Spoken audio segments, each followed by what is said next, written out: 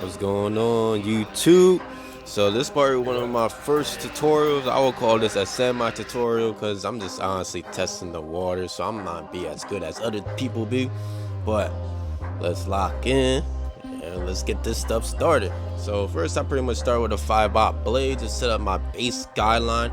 Now this cut is my man's done. I did this cut a couple of months ago, so my technique, my things change and everything. I still primarily use Detachables clippers for my fading, but the way I do it's differently now how you guys see it in this video. This video pretty much showcases me doing the blades and pretty much the clipper over comb. Right now I have the OA blade on.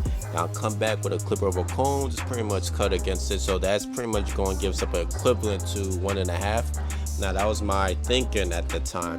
And honestly, when I was doing it, the cut did come cleaner, but I cut differently now. I fade down. And I got this new Fat Master blade with the new Andes Masters, the black ones. And them joints, it really helps with detailing. But right now, I'm angling out my OA blade to actually make it extend longer so I can hit the ranges that typically I wouldn't be able to hit. So pretty much I'm following suit with this other side, the back side, following suit clipper over comb, knock down the hair, then after I do clipper over comb, I extend the OA to actually get the length I want.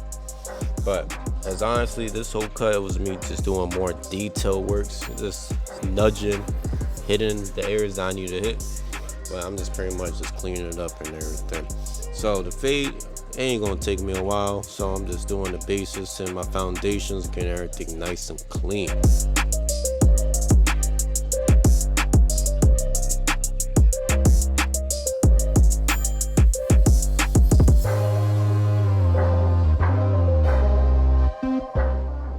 This is me going back, extending my blade to make it hit a longer length than it normally would. So pretty much I'm treating the OA as in like a 1A with me extending it like that. Then just come back with clipper over comb, clean it up. That's how we do. Then when I'm angling like this, it really knocks down the dark hairs. When I put my clipper over to the side, pretty much feathering with the OA. And watch this. Look how clean it take off the dark hairs and make it blend nicely. And I've been using that technique recently. I'm really about to go back and do that joint again, because me looking at this now, that joint, it really feathering that joint out. No cap. But that's what I'm doing.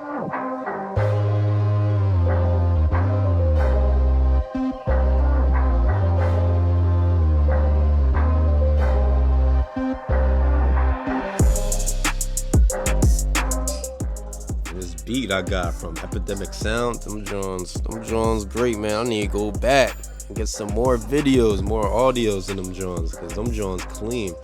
I'm prepping the hairline with some alcohol right here. Get the skin nice and clean right before I put the lineup on, man. But I still have some little alcohol residue, so I have to clean it off real quick. But honestly, like prepping the skin, it really makes the hairlines easier, man. We tap that line, it comes in, like no issues, man. I still need to get better at cleaning the skin, make my trimmers life easier, but it's really a good thing to do, man. And actually, when I start posting more videos, I'm actually do a different way how I do my lineups. And it makes it so much easier for me, because for some reason the lineups takes the longest for me. Like I could get knocked down the fade in like 10 minutes. I spend the rest of my time on a lineup. Who knows why? So I'm just gonna start like watching my old videos again. I'm like, why am I taking so long? And see what I'm doing and just cut back on that time. I'm taking an unnecessary amount of time just doing the lineup alone. Like if I could get that joint down pat, like my cuts would be way faster and I can focus on other things, man.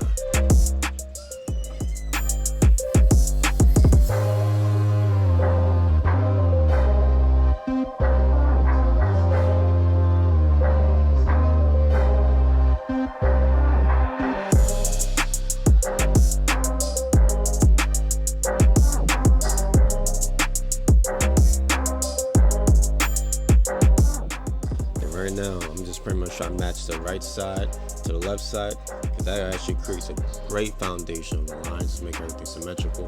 What I do now is actually I start on that line first before I do the actual lineup. But now I'm doing that last. Just curve the line and everything. Make sure everything's nice and neat. Come back with a brush. Make sure everything's clean. You know you always gotta tap at that line multiple times to make sure that's drawing true. And before I get my razor work, I just pretty much just set a light foundation with the trimmers. I'll come back with the razor eventually and just make that drawing pop more.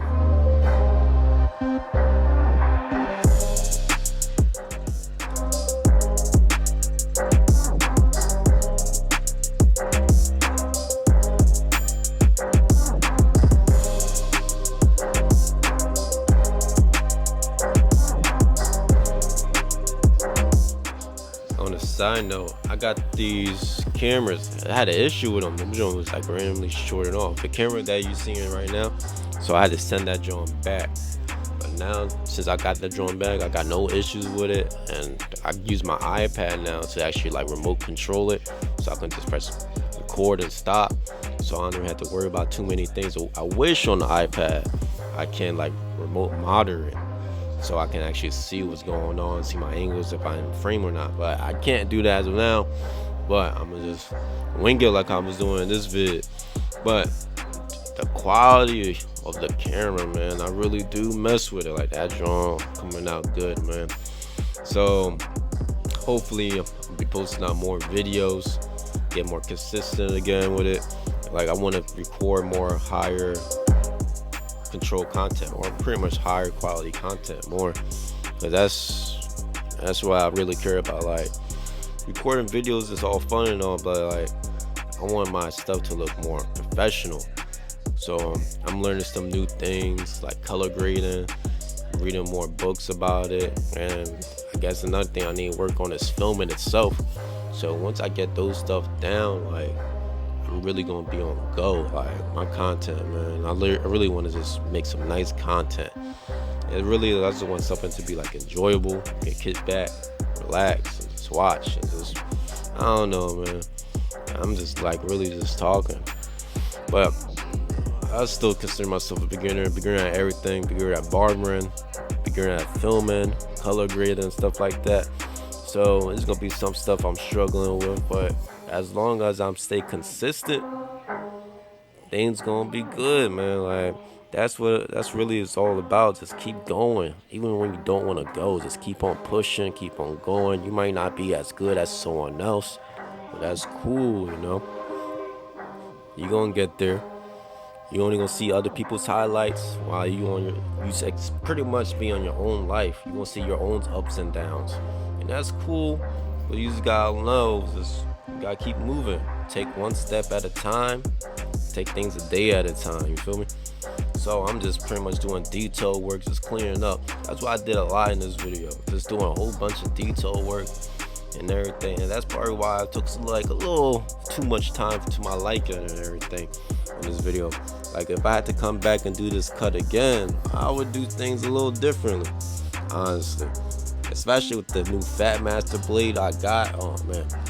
So the way I cut now and the system that I'm thinking that works for me is obviously the fade down method with the detachables. So instead of going each blade at a time, do a skip blade method alongside with it. So I pretty much would start like with a 2 blade, skip the 1.5, go to a 1A, and skip the 1A, go to a OA, then skip the triple out and go to a 5-eye. Now it's gonna be like a variation of that. Then I come back and blend with the blades I skip.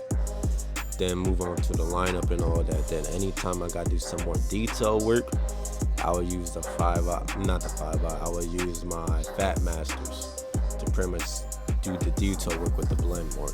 And I also I'm starting using my oscillators fast feeds, because that opened up to a true 1. So I could use the Fat Masters to 1A, to a 2, then I also fast feeds to a 1, to a triple aught. And that pretty much covers my whole detachable range right there. So I also do some variation of that, because in actuality I could just probably use my Fat Masters and my oscillators and just do the whole cut with those two. and I have before, and it came out nice. But I still like to use the Detachables because I could get those lines and I could put them lines in how like fast without worrying about too many things. I'll be like, boom, boom, guideline, come back, clean it up with the Detachables still. Then some trouble areas right there with the blend that needs more touching, come back with the Fat Masters or the fast feeds. And I think that's my system. And I see something like on white people here on straight hair. If I go with a 2 blade, then clip off a comb with that same 2 blade, like it blends into the top. Like I tried that a couple of days ago, and that joint was going out clean. So I'm still gotta test that out because there's still some kinks I gotta work on. Just repetition, just testing things out. It's like creativity, you know. Like that's what anything, any creative space you gotta try things, man. You can't be scared of trying new things. Just because someone said this way work, try yourself. Does it really work? Why it does work or why it doesn't work? Like you gotta question assumptions, you know. Like you can't assume everything works right. So you gotta try different things. Like that's what anything creative, man. You gotta try it yourself and do what works for you. Just because the system works for this person might not work for you. And it doesn't mean that person wrong or you're wrong. It's just you're on your own path, you know. So I'm on my own path in barbering, and so we're gonna see how things go, man. It's like testing the waters. Got my license months back ago, so we're gonna keep on pushing, man. You know. Hopefully, I could become a barber that I want to be. You know, able to tackle any texture here, clean. Not scared of nobody. Don't have to be hiding from cuts. None of that. I see a cut, come in, I'm gonna look at it, I'm like, oh yeah, I got you, my guy. We're gonna do this nice and swiftly. That's who I wanna be, and get some good conversations with it, you know? So I'm gonna hit him with the razor, finally. I'm taking so long. Hit him with the razor, just cleaning things up. And I'm in one area with the razor I was like not comfortable with. It's really underneath the neck. So I'm trying to get more comfortable with hitting underneath the neck with the razor. Obviously I ain't showing in this vid because I wasn't really comfortable with it. But once I get there, you're gonna start seeing things like that. So that's what we're gonna do. Hit that line in. Once I hit that line, I don't know if I did or didn't in this vid. I think I combed it out, hit the line again, just make sure everything's nice and true, you know. That's what I do. I try my best at the time. I know I can't be perfection.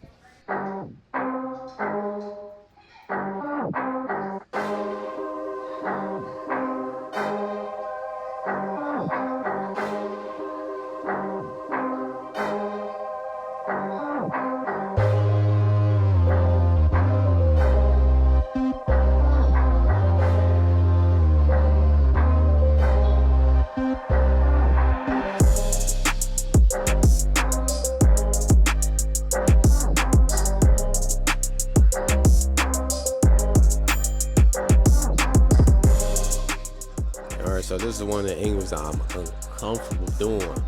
That's pretty much backhand right here.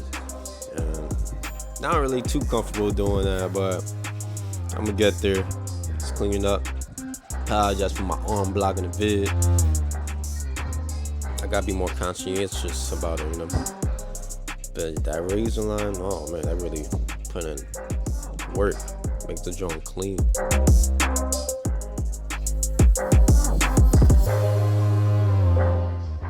Watching the video now, I'll be seeing things like, dang, why didn't I clean up that neck hair right there? Like, I'm gonna get it, but I'll be wondering why I don't be getting certain things right then and there. Like, yeah, I spin the chair instead of moving my body too much, but like, I need to work more efficiently. If I see something clean up, boom, boom, like, do things in passes. Because when I'm watching this video, I'm like, there's no need for me to do all spinning the chair all this time. Like I could do like 3 passes and the cut should have been finished. But it's whatever. Watching yourself, you learn new things, man. is me checking on the time, see how long I'm taking.